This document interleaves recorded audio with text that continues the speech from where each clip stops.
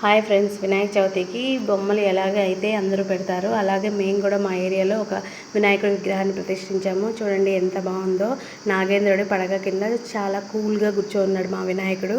అలాగే చేతిలో లడ్డు కూడా పెట్టుకున్నాడు. ఎప్పుడెప్పుడు తిందామా అన్నట్లున్నాడు కదా మా వినాయకుడు.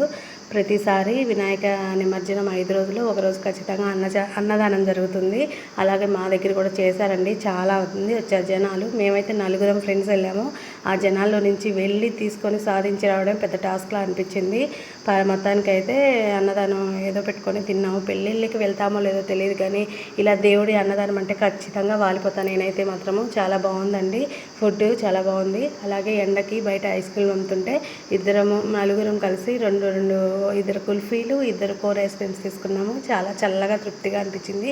మీరు కూడా మీ ఏరియాలో ఇలాగే తింటారా? ఇలాగే ఫ్రెండ్స్ తోటి ఎంజాయ్ చేస్తారా? కామెంట్ సెక్షన్లో తెలియజేయండి. లైక్ చేయండి, షేర్ చేయండి.